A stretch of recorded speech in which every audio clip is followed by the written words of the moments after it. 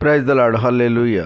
ఈరోజు దేవుని వాగ్దానము పరిశుద్ధ గ్రంథము నుండి సామెతల గ్రంథము 12వ అధ్యాయము 11వ వచనం. వ్యర్థమైన వాటిని అనుసరించువాడు బుద్ధి లేనివాడు. ఆమెన్. హల్లెలూయా. దేవుని యందు భయభక్తులు కలిగి ఆయన చిత్త ప్రకారము వాక్య ప్రకారము జీవించేవారు లోకానుసారమైనటువంటి వాటి మీద దృష్టి పెట్టకూడదు, వాటిని అనుసరింపకూడదు. క్రైస్తవులైన వారు దేవుని వాక్యమును ఎరిగి ఆయన కార్యములను అనుభవించిన వారు కూడా చిన్న శ్రమ రాగానే, చిన్న కష్టము రాగానే దారి తప్పిపోతున్నారు. వీరు విశ్వాసంలో బాగా ఎదగని వారు, దేవుని యందు నిరీక్షణ లేనివారు, ఆయన కార్యముల కొరకు ఎదురు చూడని వారు, వాస్తులు చూస్తున్నారు, జ్యోతిష్యం చూస్తున్నారు, ఇలా రకరకాల వాటిని అనుసరిస్తున్నారు.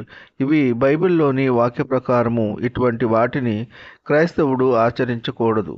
మనము దేవుని వాక్యమును బట్టి నడుచుకోవాలి.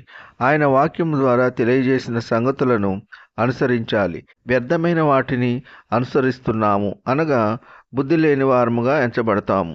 కావున ప్రియ సహోదర సహోదరి, దేవుని మాటలను అనుసరిద్దాం. బైబిల్లోని వాక్యాన్ని అనుసరించి దేవుని మెండైన దీవెనలు, ఆశీర్వాదములు పొందుకుందాం. ఈ కొద్ది మాటలు దేవుడు దీవించునుగాక. ఆమెన్.